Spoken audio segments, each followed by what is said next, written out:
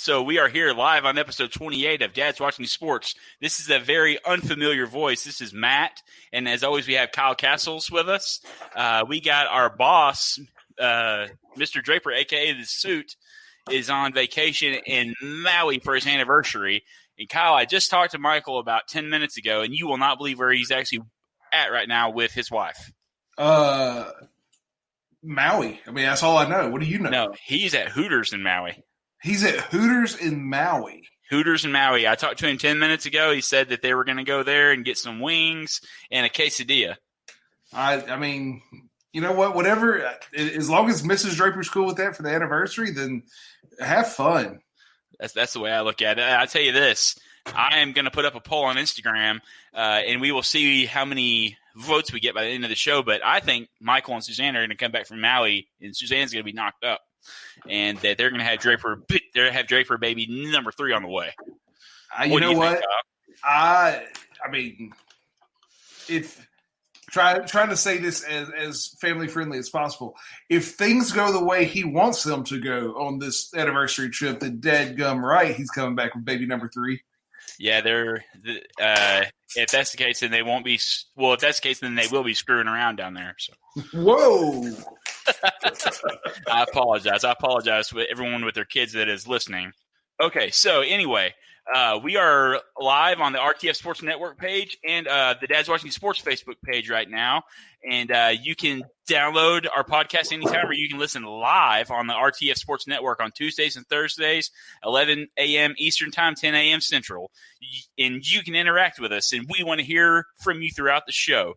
You can hit us up on Facebook. You can hit us up on Instagram. That's the one I run, Instagram. So you can always send DMs there, and I'll make sure that they get on the show for you guys. And we also have Twitter. All Dad's Watching Sports. Twitter is Dad's Watch Sports. And we are coming up on our third show of our new show called The Dad Debate that comes on Wednesdays. And this is a half-hour show, and sometimes it's live, sometimes it's recorded. But I believe that we are going to be live again on Dad's Watching Sports this Wednesday. And we are going to debate. I did not get an update from Michael. He was too busy drinking a beer at the bar at Hooters to give me an update. But it's going to be me versus somebody, and I'm glad it's not going to be you, Kyle, because I would eat your lunch. Well, you know, you're glad it's not me because I've been on the last 2 episodes, and I have defeated both Mike and Wayne last week because I'm that good. So just thank your lucky stars that I'm not going to be on there tearing you a new belly button. Well, I appreciate that, Kyle. Okay, so we're going to get straight into it here. I was on vacation last week. Supposedly I was in Bora Bora or something like that. That was a Turks and Caicos. It was Turks and Caicos, and then you called in and reminded us it was Bora Bora, not Turks and Caicos. I called in to remind you that I was in Colorado because that's where I was. I went fly fishing, got to go on some hikes with the family, and I got a new grill while I was down there for the vacation house. I cooked brisket. I cooked some pork. I cooked a beer can chicken. And for all you dads out there, if you're cooking beer can chicken, be sure you open the can. If not, it gets crazy. You did not put the can in unopened. I'm kidding. I didn't do that. I'm not. I was. But that would be funny. Yeah, it would be. Yeah. So the highlights of the vacation were for sure. I took my wife Emma and I. We took out a Razor, aka a side by side, and no, I don't mean the refrigerator. Or a off-highway vehicle. We went around the loop in the town called the Alpine Loop. So it was called. We went over an Engineer Pass. And we went over another pass called Cinnamon Pass, and then we went to an area called American Basin, which is extremely pretty. It was a lot of fun. I got to spend a lot of alone time with my wife. Since the in-laws were there, they were able to watch the baby. One day we went and we fly fished on the Rio Grande, the headwaters of the Rio Grande, actually, which is a really cool thing. And I caught 2 brown trout. My wife caught two rainbow trout. So that's the highlight. The not fun part of the vacation was the driving. Kyle, I got a question for you. Yeah. when you go on long car rides with your family, how do you handle the kids? What do you do to keep them entertained? Man, so we got in the last year a minivan. And this, it's a Honda Odyssey. It's got all the stuff you need for a long car ride. We got a DVD player in the front. We got Matt, you remember this? You remember growing up in high school? You're in your truck or whatever. You got your CD player there, and in the console or in the glove box somewhere, you got that book that you with the zipper. You open it up, and it's got all the CDs in it. You know what I'm talking about? Oh, yeah, absolutely. Yeah. So what we've done is we've got one of those, but it's full of DVDs and Blu-rays that will play that player, so the boys have something to watch. That is exactly what we need because our boys would not handle a ride for very long without something like that. When we went down to Florida earlier this summer, we had movies playing constantly. Anytime we were in that van, they were going. We even had to stop. We stopped on a couple hours outside of our condo because they had watched enough movies. They were tired of everything that was in the case, and we stopped and made a quick Target run to solve that problem. So, man, we just play the movies. We keep some snacks, and they tend to do pretty well. Yeah, that's good. Yeah, that's kind of we took the approach. My wife talked to a couple of her friends, and she talked to them. And what they do with their kids is they actually wrap presents and they take toys the kids haven't played with very much lately, or something along those lines, and then they open a gift every time they get kind of fussy in the car. And my daughter, she's 1 and almost 1.5, and she's not very into TV very much. But boy, I tell you, I know that every single word to all the songs on Moana and the hot dog song from Mickey Mouse. I actually have had it stuck in my head all day because that's pretty much all we did to keep her from screaming. Hot dog, hot diggity dog. Am I right? Yeah, we got ears. It's time for a cheers. Yeah, we do. So on the way home, Kyle, we had a 14-hour car trip that turned into about 16 hours in the car. Oh. And for probably 8 of those hours, she was screaming her head off the entire time. Yeah, it was rough. So we actually stopped at one point and we got out of the car for about 20 minutes and just walked around with her outside. So that's pretty much all we did. That's terrible. I don't with one that young, it's hard because I'm guessing she's still rear facing. Yes. Yeah. Hannah, about 8-month-old now, she was 6 months old or so, 5-6 months old when we went down to Florida, and luckily she slept pretty much the whole time we were driving. I couldn't imagine, listening to that screaming for that long. Yeah, it is not fun. But I will say though, I did enjoy getting to be out with the wife and just enjoying our time as a family. We got we actually got to go out to eat in the town we went to, Kyle. There were 3 cases of COVID-19, and that place is remote. Like, it's not remotely close to anything. Yeah. So we were just able to go out to eat, and we didn't really have to worry about much. We went to the soda shop. We got ice cream. We got it's called strawberry limeade from this little soda shop that'll make you want to slap your mama. Nice. And, I'm telling you, it is good. So you had all this alone time with Emma, and you're talking about Mike coming back with number 3 from his trip. Is number 2 on the way for the Kirks? Now I'll say this, Kyle. We were, and I know that my father-in-law is probably watching this right now, but we were next door to them. So if you understand what I'm saying there, then you can put 2 and 2 together. Gotcha. Yes, so that was not on the agenda. Gotcha. But I will say that, it was great spending time with family. We ate good. I actually got a new grill while we were there. I got a Weber kettle. And for those of you who use those, or those of you who are interested in getting one, I highly recommend it for a grill. Kyle, you can pretty much do anything. I smoked a brisket. I cooked pork tenderloins. I cooked chicken. I cooked steak. Pretty much everything you could imagine you can do on this grill. You can do easily what our guest grower had one time. He suggested to do the reverse sear on a steak, and you can easily do that because you can just move the coals to half the side of the grill. You have a hot side and a cool side for slow cooking, and it just is really fantastic. Very nice. So I know you're a big meat grill smoker guy. I mean, we're 2 weeks or so from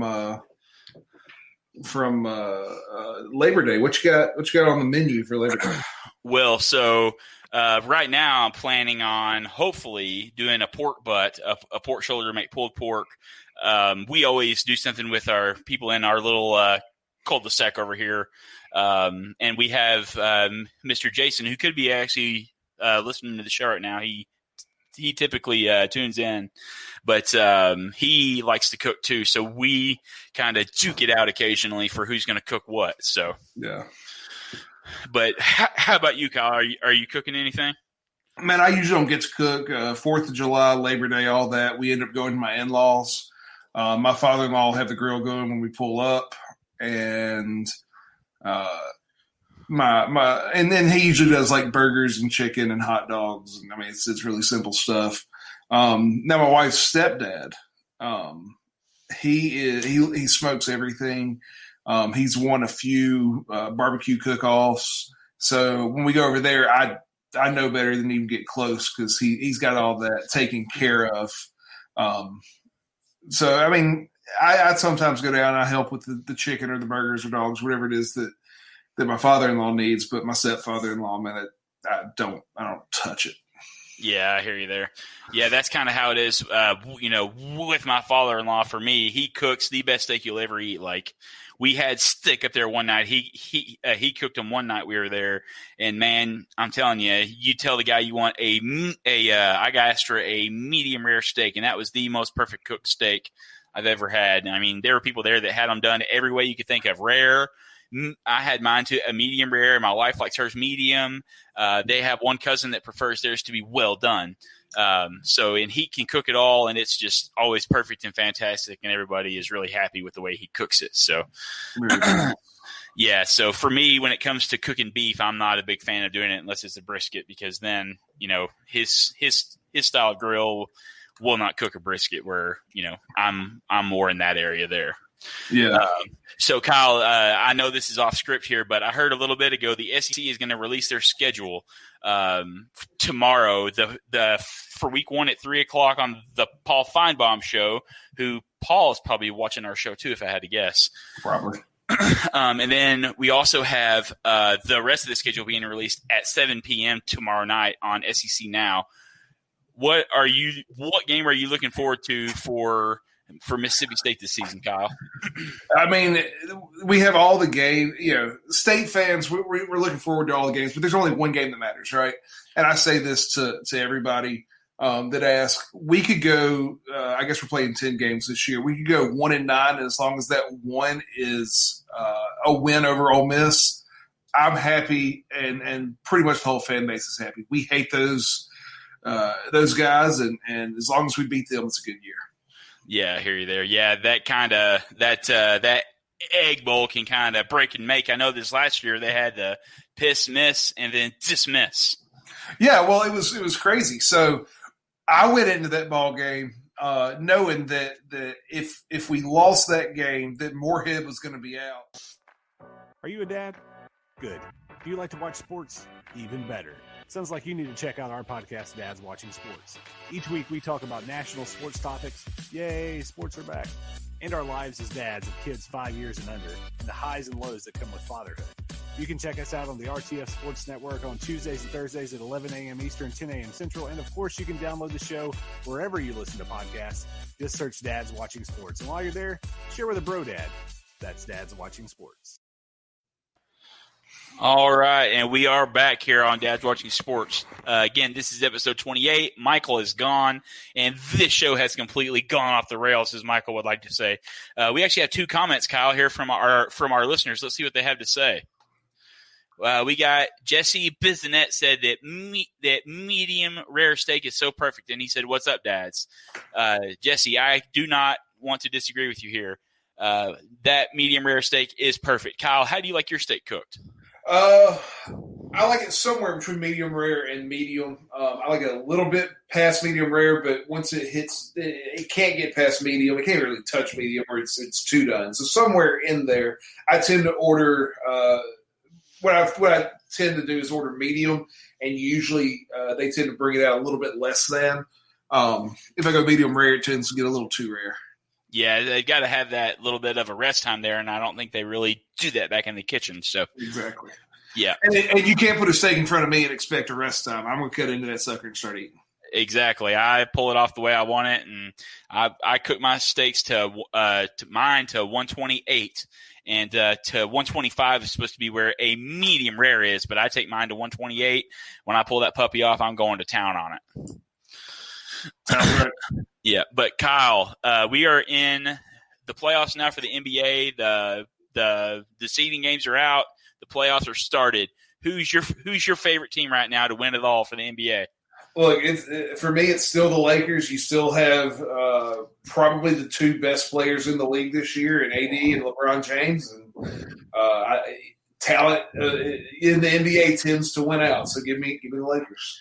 Yeah, well, Kyle, I hate to break it to you, buddy, but the Portland Trailblazers are about to come and knock on that door of King James, and they're going to take that crown right off his head because they're going to come for the whole damn thing. They're going to win it all. You know what? I'm not going to sit here and argue with you. I actually have that point later, further down, when we talk about the most intriguing matchup. But here's the thing. I think the winner of the West comes out of that 1-8 series. I think the Lakers and the Blazers are probably the 2 best teams in the West at this moment. And so I agree with you. The winner of that series is going to come out of it, but I think the Lakers pull it out. Yes. Yeah, I mean, I'm sure that they could eventually, but I think that the Damian Lillard, he's going off right now in the bubble. He is crazy. He averaged 56 points over a 2-game stretch, which is insane. 61 and 55, I believe is what it was. I could be wrong there. Someone wants to comment in and tell us the points. But he went Kyle from not even wanting to be in the bubble to a career stretching scoring here. Yeah. I mean, he has been lights out. It's been fun to watch. I think if you take Damian Lillard and you put him in a big market, get him out of Portland, put him in LA, put him in New York, put him in Miami.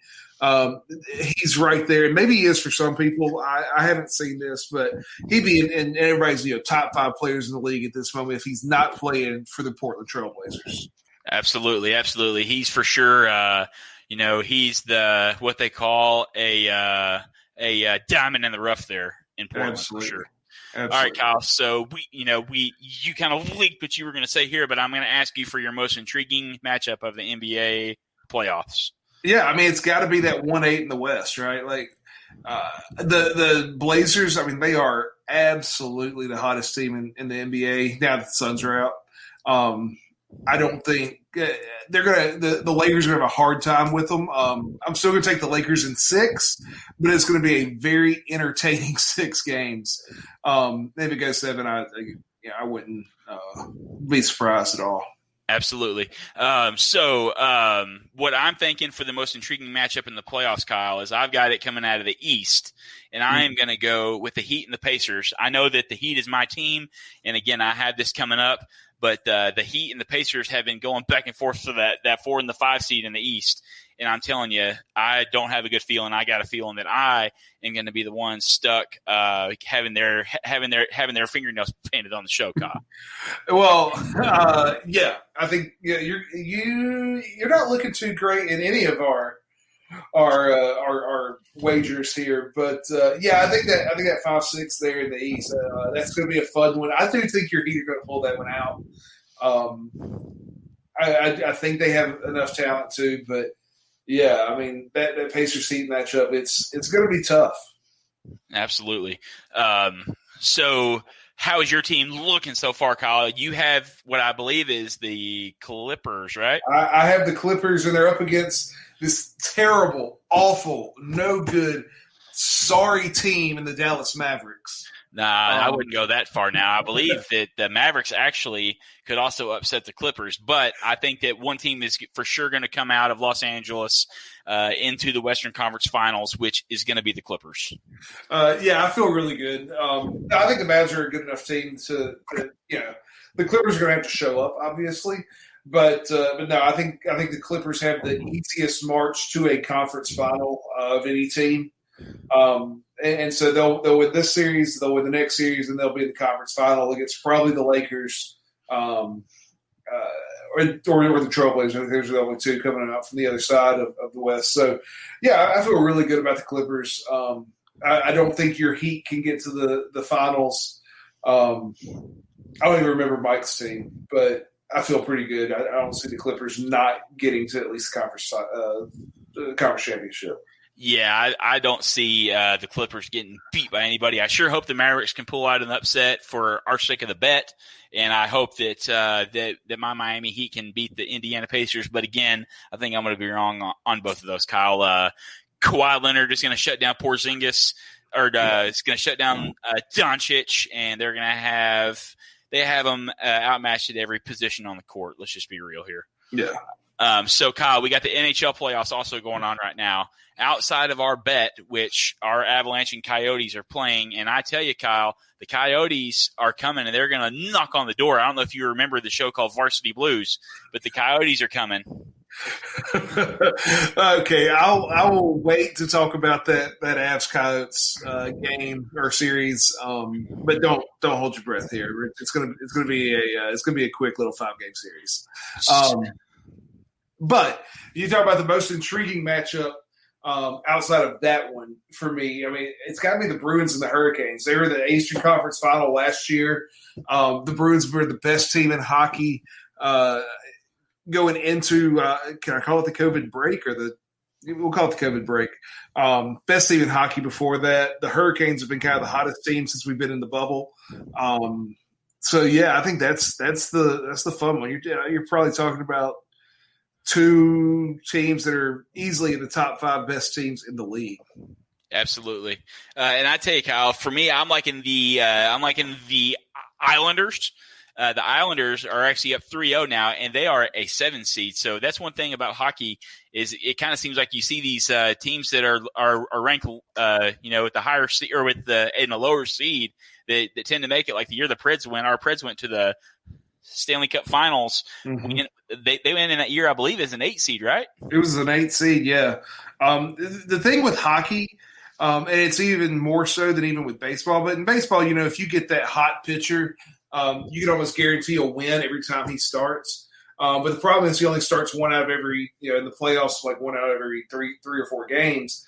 In hockey, if you get a hot goaltender, that goaltender can take care of a lot of problems that the rest of your team have. If you can't score, you can't win, right? So if you walk in, you got a hot goaltender, you got a hot hand that can just light the lamp. Anything can happen in hockey. There's a lot of ricochets and lucky bounces and things like that can turn a game in a series in hockey that you don't get as much in the other sports. Yeah, the game on the ice versus the game on the hardwood of the grass, man. I tell you that puck can do some weird things, and sometimes it goes in your favor, sometimes it does not. So hockey for sure has a very fun playoffs, that's for sure. In my opinion, it's the best playoffs in sports. But again, another story for another day here. Well, you should have been on the dad debate on Wednesday because I was actually making that very same point. I think the NHL and the Major League Baseball, I think those two have the best playoffs. To me, there is a distinct difference in gameplay when you hit the playoffs in both of those sports. You see it in the NBA as well. But for me, I would rather watch a hockey game or a baseball game than a basketball game. That doesn't mean I don't enjoy basketball, but I like hockey and baseball better.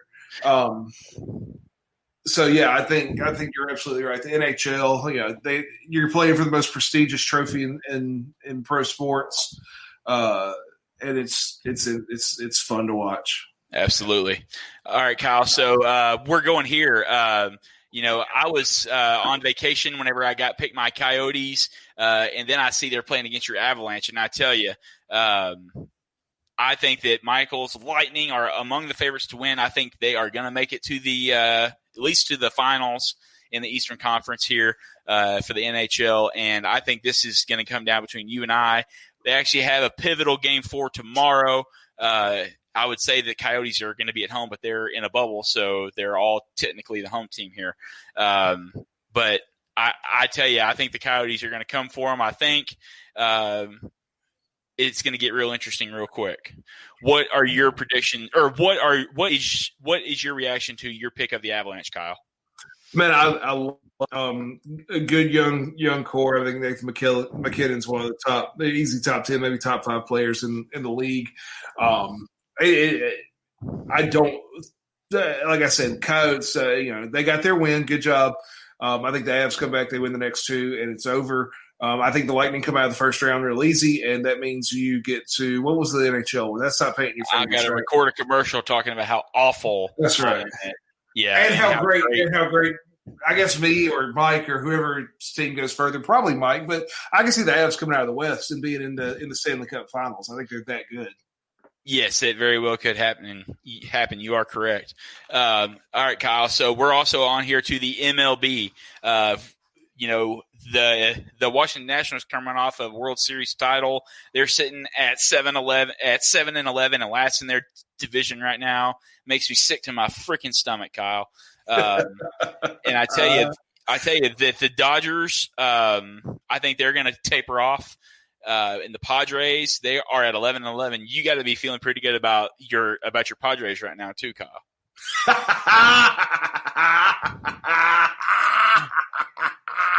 Oh, there was all sorts of crap being talked about how I wasn't going to win this baseball, and here you are, 7-11. Might as well go make you a dadgum Slurpee there, Matthew.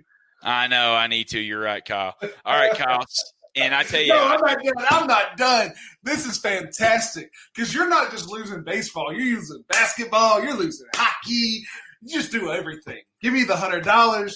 Paint your fingernails. Do the commercial. Do it all. Well, Kyle, unless you are a recipient of some money from a foundation I'll be giving that $100 to, then that money's not going to you. You know that, right? Whatever. Okay. Autism Speaks will be happy to take your money. Okay, then I will be very happy to give that money to Autism Speaks. And I think I'm going to end up actually getting all 3 punishments, Kyle. I think that should mean that I also have to wear a dunce hat to every episode for at least a month. I mean, dunce hat, we can come up with all sorts of fun stuff. Maybe like some sort of mask or something you got to wear. Yes, absolutely. All right, Kyle. Well, we are up against it, my friend. We're going to go to another commercial if I can figure out how to work this thing. Mike, come back. Yeah, Michael. Again, please don't ever leave again because this is what happens when you do.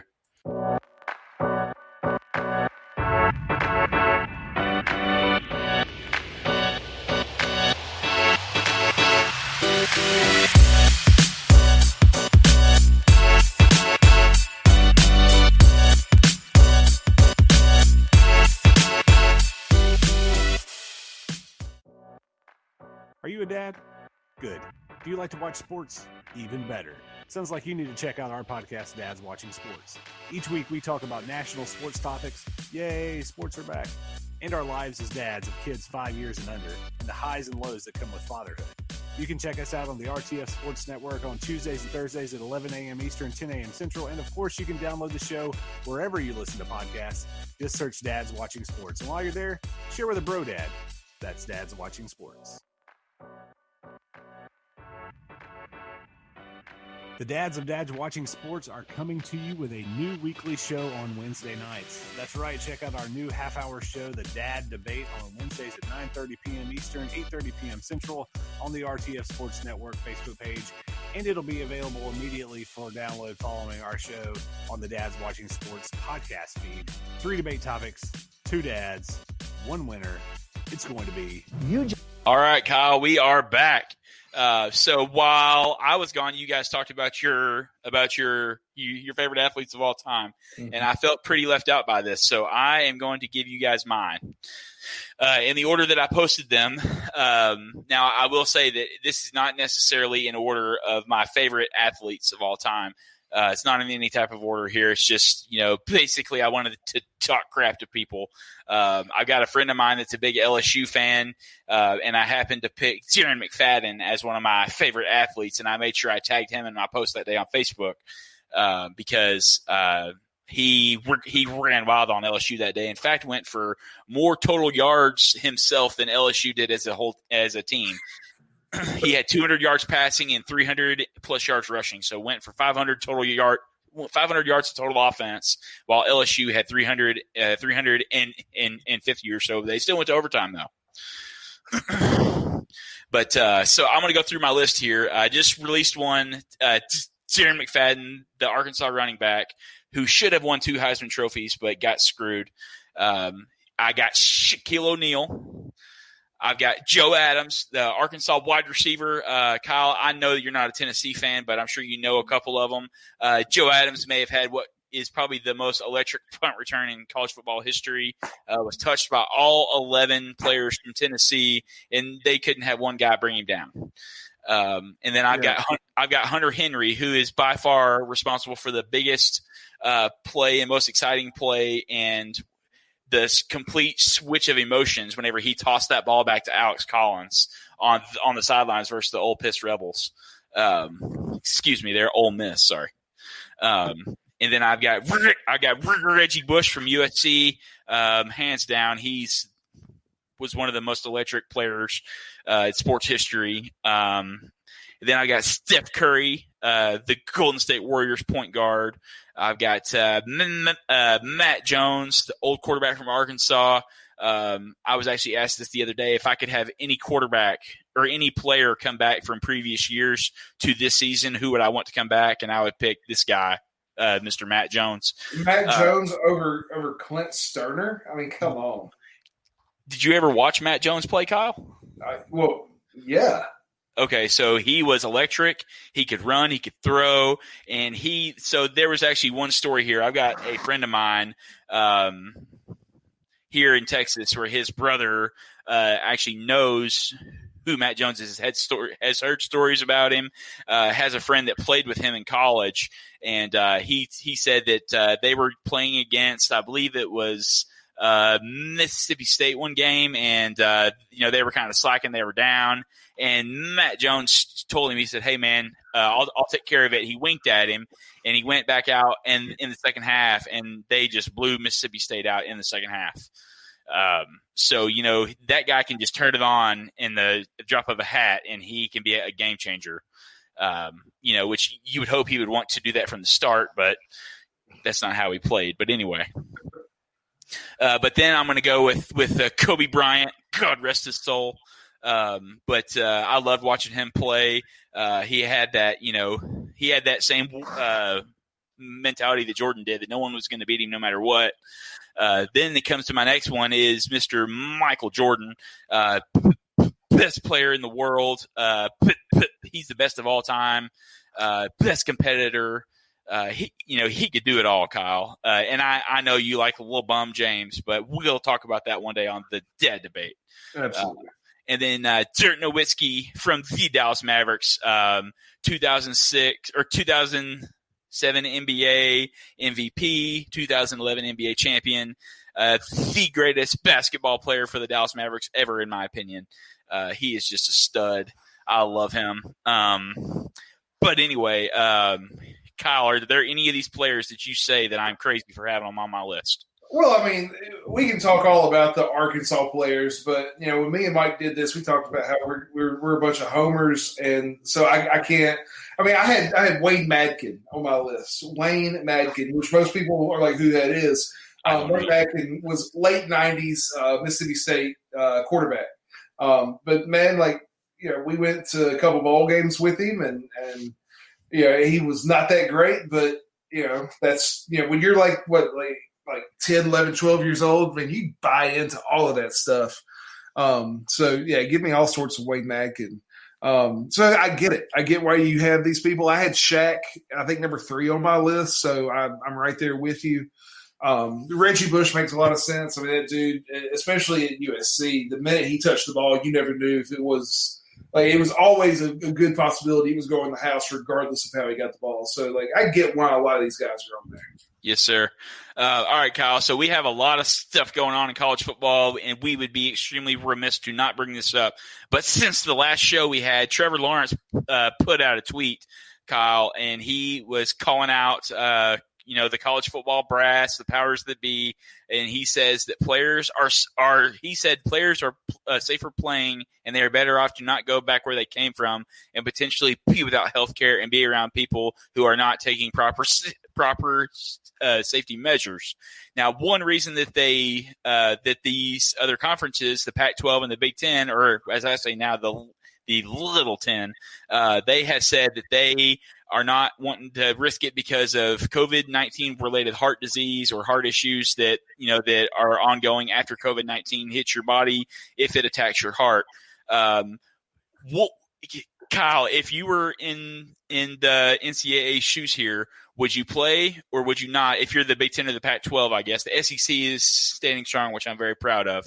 What would you do? And do you agree with the decision to cancel their season and push it to the spring? Look, here's the thing. I don't think that we're going to see a difference in the spring than the fall as far as the COVID numbers. I think we're still going to have people with COVID. And I think pushing it to the spring is really just telling everybody that we're not playing this year. Matt, if you listen to the Dad Debate from this last week, I made this exact same point. When you are a student athlete on campus, there is much more – what's the word I want to use? Overseeing. You're overseen by more people. There's more of a thumb on you than when you go home. Your parents or grandparents, whoever you live with, they kind of let you do whatever you want. I believe, especially these Power 5 conferences, they are in a position where they could, bubble to some degree at least. They could bubble their players. I mean, everything can be taught online now. If I have to teach, all of my high school kids online, any college course can be taught online as well. So bubble them. They stay in the same dorm or whatever. The only time they kind of come out of it is to go to practice, and they're right back in, and they're just always around each other. You can easily get this done. And like I said, the Power Fives. I played at Samford. I don't know if Samford could do it.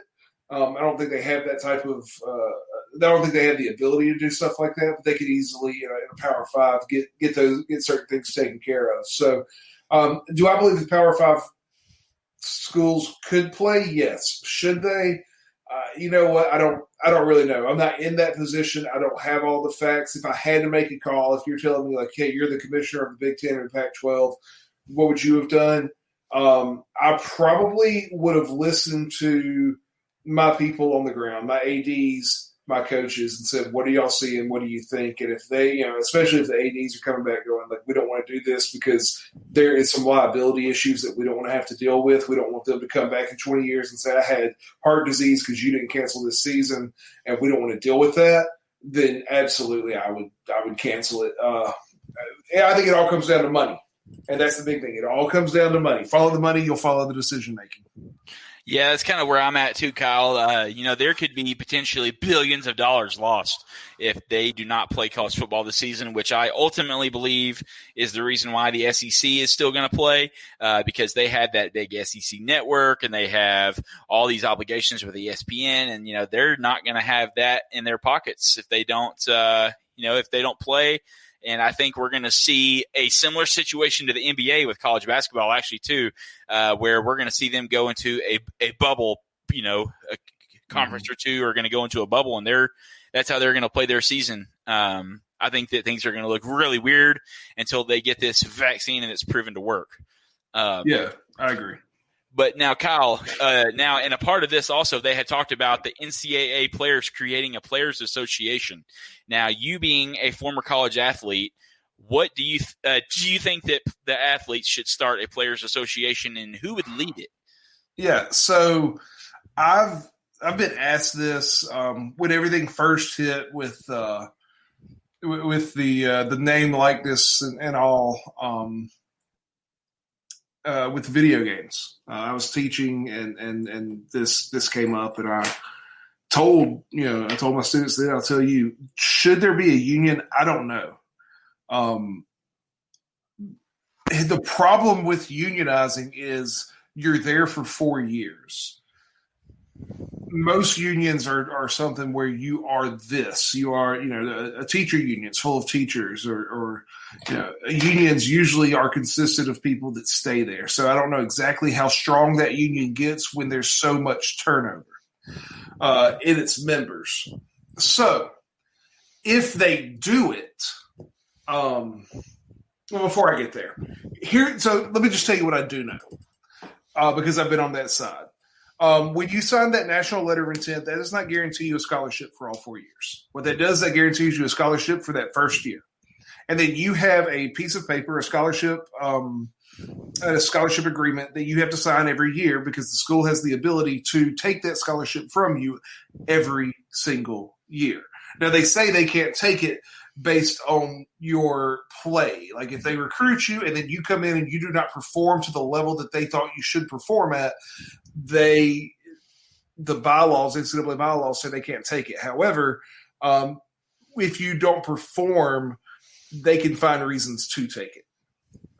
It's one of those, like, if there's enough rules on the books that if they want to get you on something, they have a way to get you and then take that scholarship away and give it to someone else who they think might come in and play better than you. You'll also give up pretty much any way you can make money off of yourself. So here's the thing. If you're telling me that when I signed that national letter of intent and I signed that scholarship agreement, it's a 1-year contract with the school to essentially say, like, I'm giving up everything of me so that you can make money off me, that pie has gotten way too big. You're talking billions of dollars. Pie's gotten way too big. The people that are making the money for them, quite frankly, the players, they deserve a piece of that pie. I don't know how big a piece, I don't know, but they deserve a piece of that pie. Now, you ask me who should lead the association. It should be a former student athlete. It should not be someone who is in school right now for a bunch of different reasons. One, way too many responsibilities already being a student athlete. And two, they don't have the seasoning, they don't have the knowledge, they don't have what it takes to actually lead a union and get into these negotiations and fight properly for the players. So I would say a former student athlete, probably someone who graduated pre-law, or someone who, when they graduated, they went to law school. I'm thinking maybe it's even like a 1AA kid. Think Ivy League, think something like that. And this is, if you want somebody specific, I had nobody, but I did have one name that came to mind. And there's a kid named Myron Roll. I say a kid, he's our age. But Myron Roll. So he played at Florida State same years I was playing college ball. He was a Rhodes Scholar. He played in the NFL. He was a safety in the NFL for a little while. And he quit playing the NFL because he like I said, he was a Rhodes Scholar. He goes to Oxford. He studies. He is a neurosurgeon intern or attend. He's a brain surgeon is what he is. He's a daggum brain surgeon. And so you tell me that a guy that smart couldn't come in and do a great job leading a college athlete union. I think he'd be great at it. The question is, would we really want to do it? Yeah, that and Kyle, and I think the one thing that I have questions is who's gonna pay for it? Will the colleges have to pay for it? Will the athletes have to pay for it? There's just a lot of questions around that. Yeah, I mean that's a big one as well. I mean, because here's the deal: you want to be a union, there's got to you got to pay dues. The union has to have money to go in and fight for you. And a lot of these players don't come from places where they can actually pay dues. So does that become part of the scholarship? I don't know. I mean, there's a lot of questions that are unanswered, and it's going to take a long time to answer them. Well, and that could also kind of put the school in a situation where they're going to cut off their arm to save their foot, Absolutely. And to me, it's great in theory to have a players association, but I really do not think that it will ever take place because these kids are not. They're supposed to be amateurs. They are not professionals. I actually had a union for a job that I had for a little bit at UPS. And the union, it's cool and all. If you ever get in trouble or if you ever have something go on, you have protection. But ultimately, I don't think it would work that way in college football because the NCAA and the conferences themselves, the ADs at the schools, they have all the power and they ultimately will have the final say so. And I don't think they're going to want to put it in a situation where a student athlete could have a say so over what they are doing.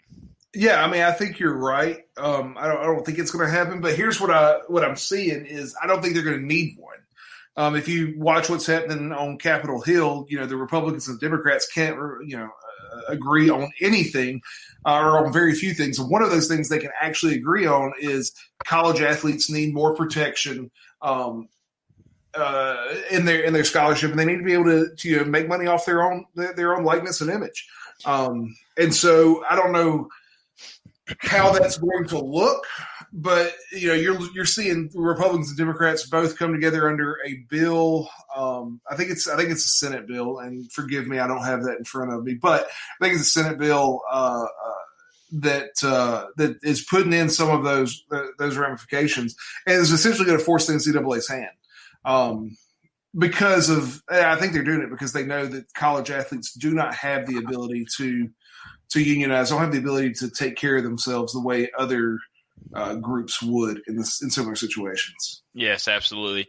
And Kyle, we've already kind of hit on this a little bit here, but the Big Ten and the Pac-12 came over the top here, and they have said that they are going to postpone into the spring.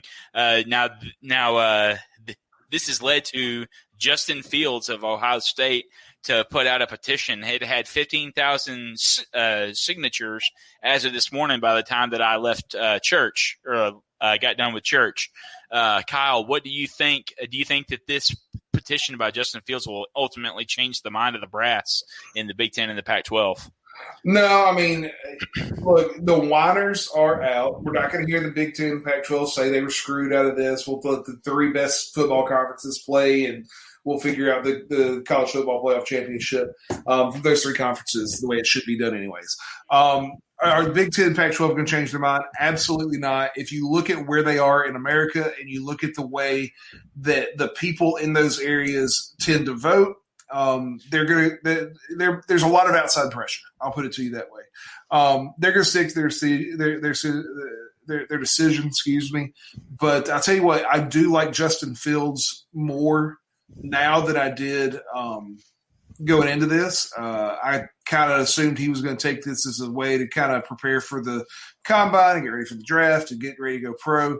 But a kid that wants to play this bad and is willing to put his neck out on the line and say, look, I want to play, and here's 15,000 signatures that I was able to get, like, good for him. Good for Justin Fields.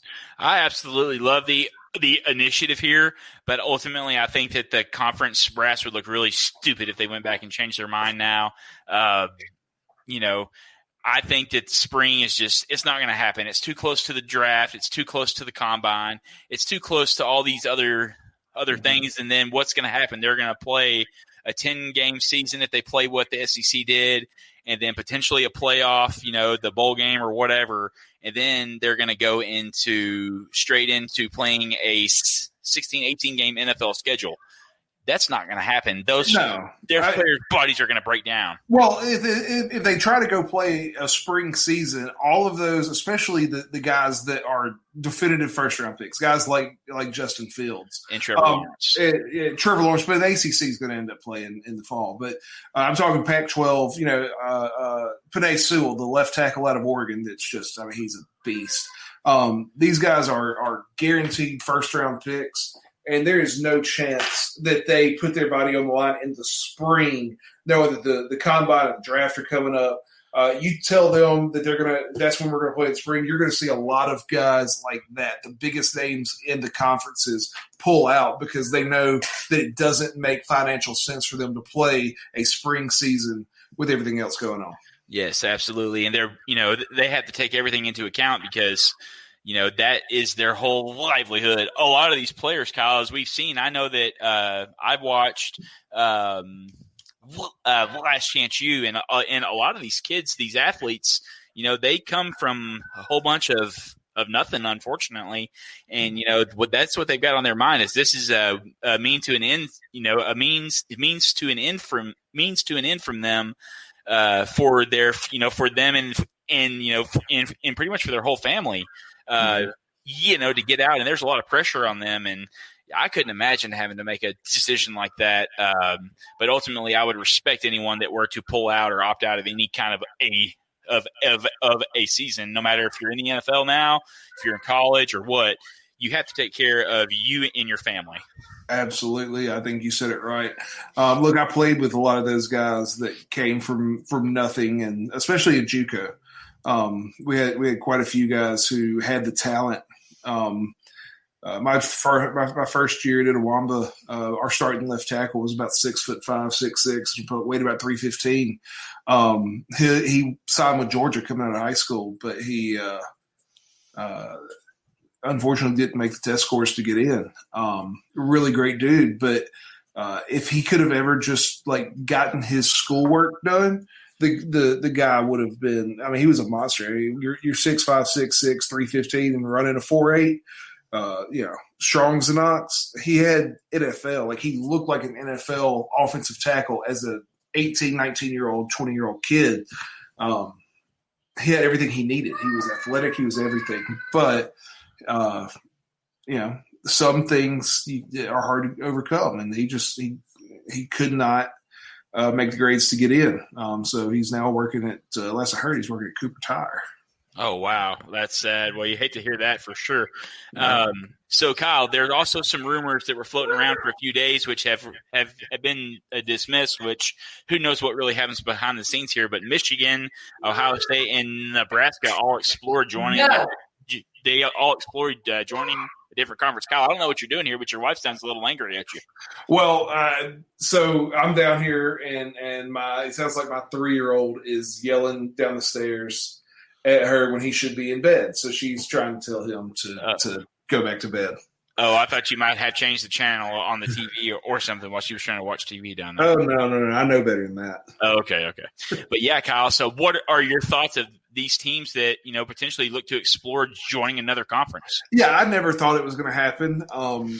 There's money and contracts that have been signed that there was going to have to be, a ton of negotiation to make it happen, and we don't have that kind of time.